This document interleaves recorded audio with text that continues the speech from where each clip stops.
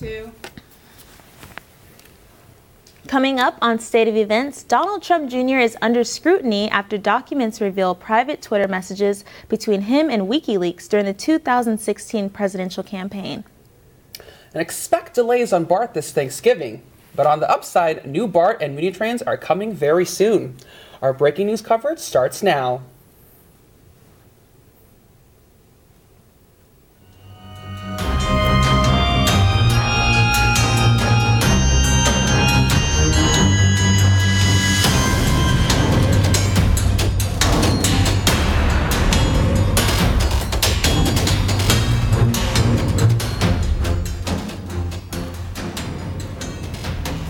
Welcome to State of Events. I'm Tyler McKinney.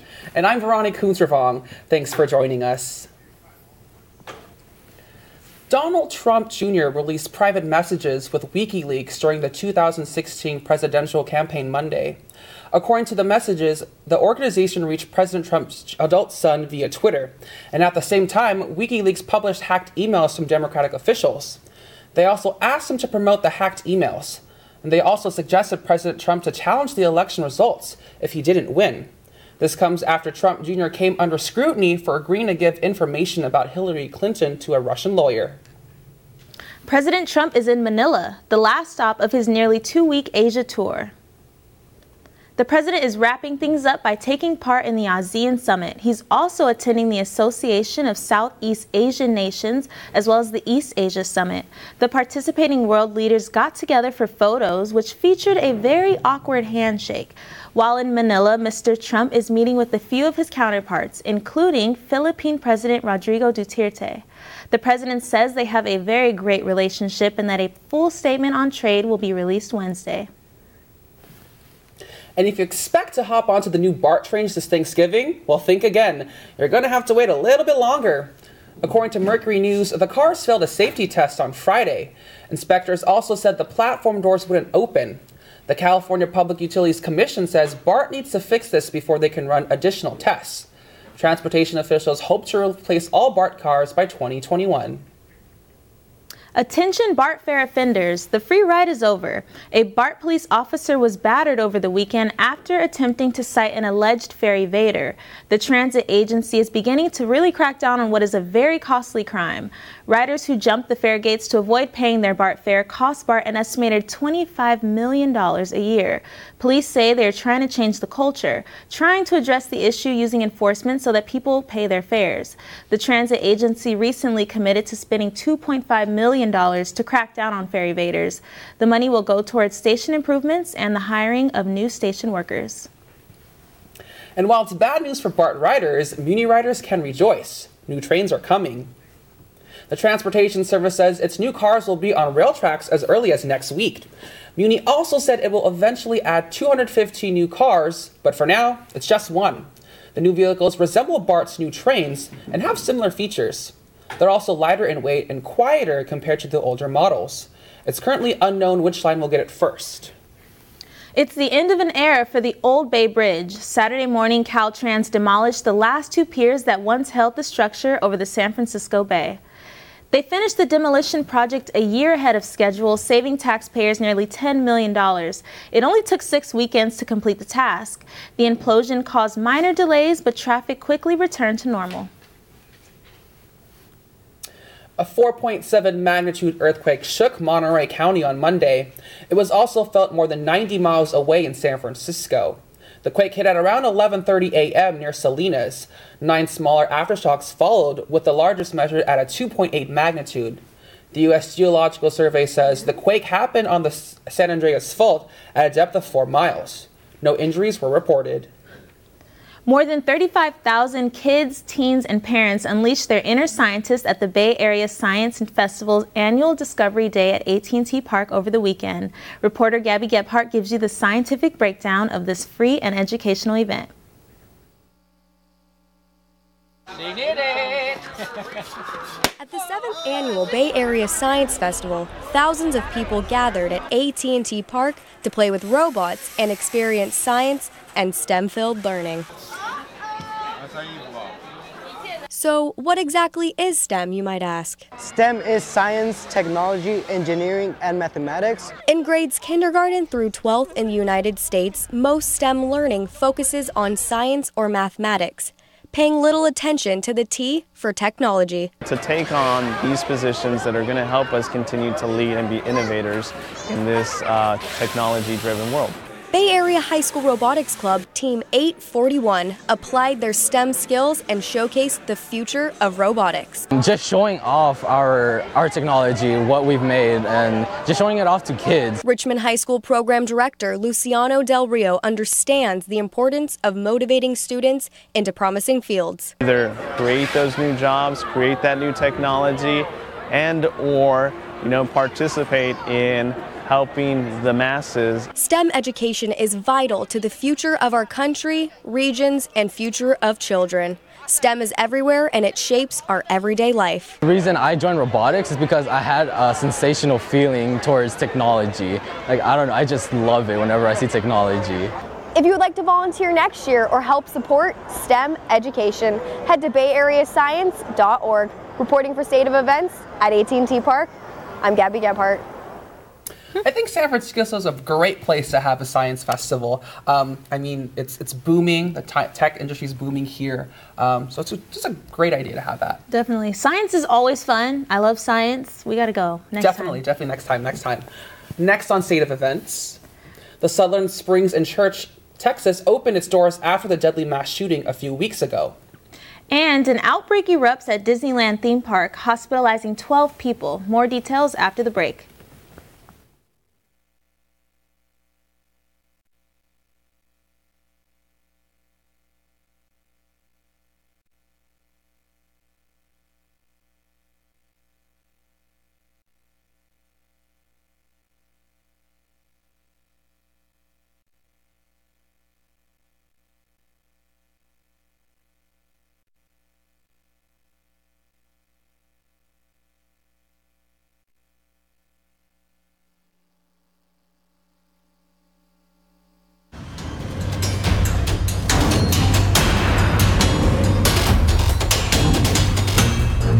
Back to State of Events. We really hope you're enjoying your Tuesday afternoon so far. The First Baptist Church of Sutherland Springs opened its doors Sunday evening for the first time since the shooting. The house of worship turned into a memorial. Inside was covered in white, while chairs and roses marked those killed.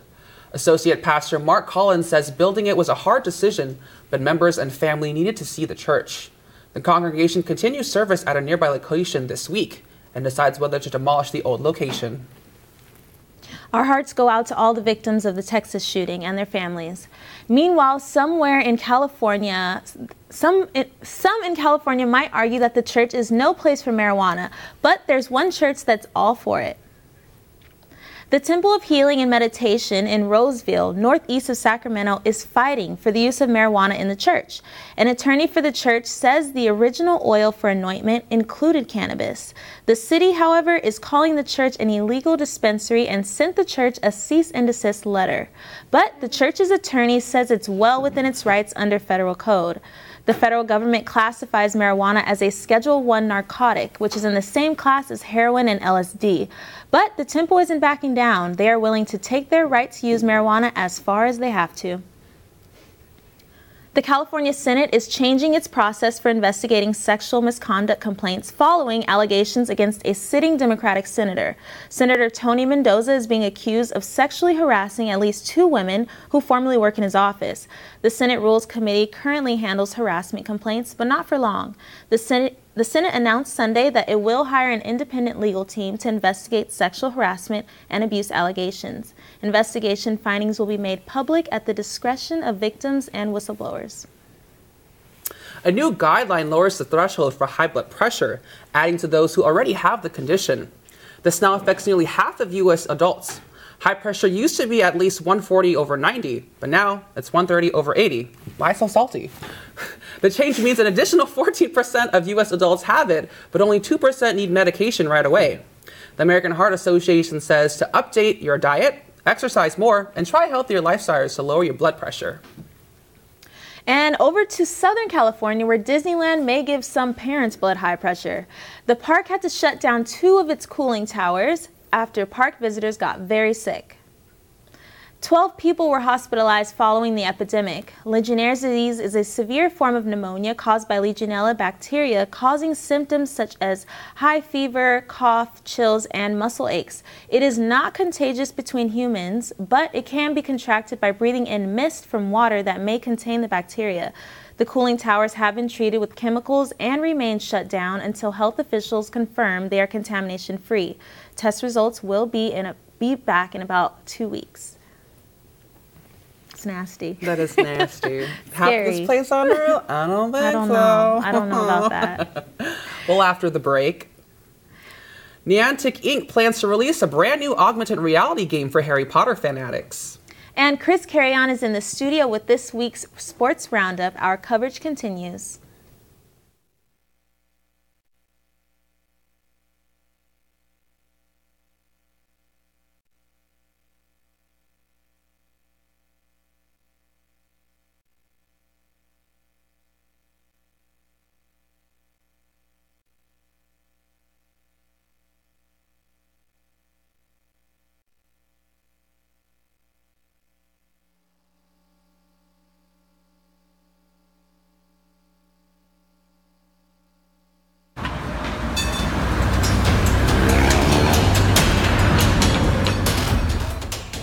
Welcome back.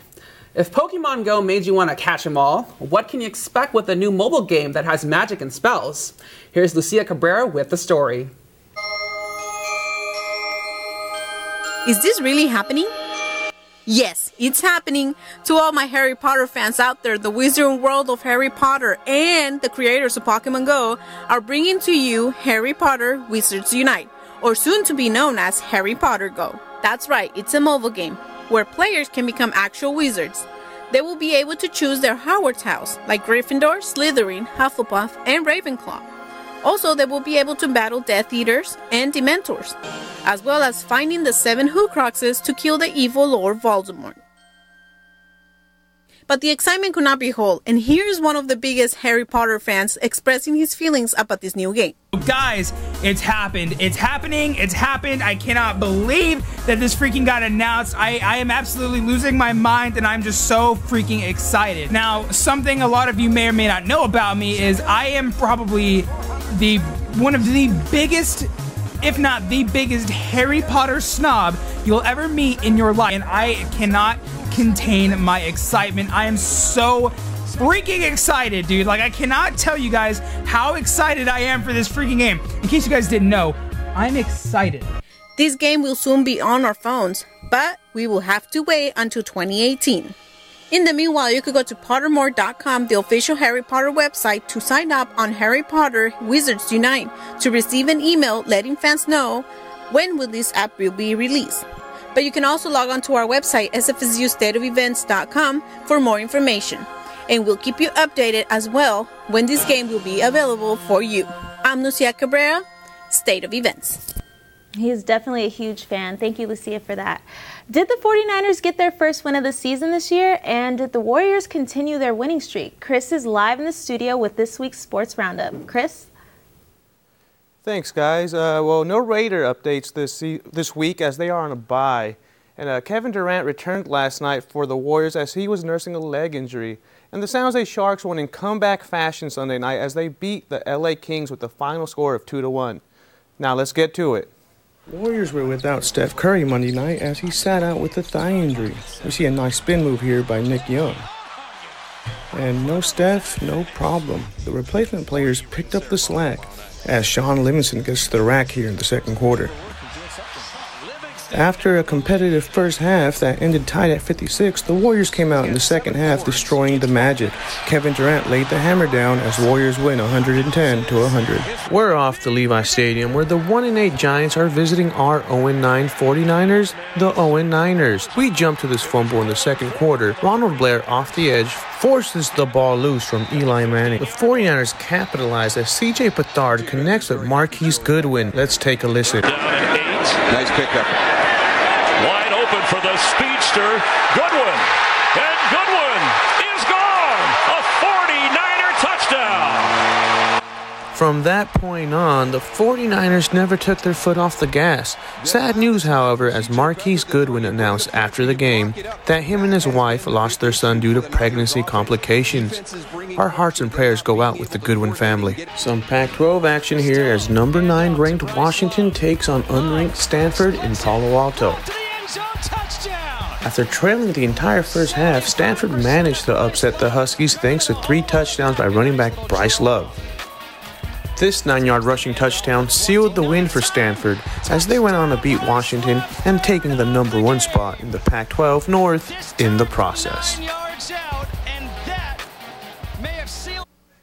And the Raiders have a long road ahead of them as they travel to Mexico City to take on the New England Patriots at Estadio Azteca this Sunday. 49ers are on a bye week this week, so they get to enjoy their first win under Kyle Shanahan as their head coach. And the Warriors travel to Boston on Thursday to take on the first-place Celtics in a potential NBA Finals matchup. Back to you guys at the desk. If you're looking for love, you may want to pack up your things and get up here, because San Francisco has just been named the #1 city in the country for singles. The city is up against 181 other cities and still managed to top the list. Aren't we lucky? Several factors affect a city's promise for soulmates, including the ratio of women to men.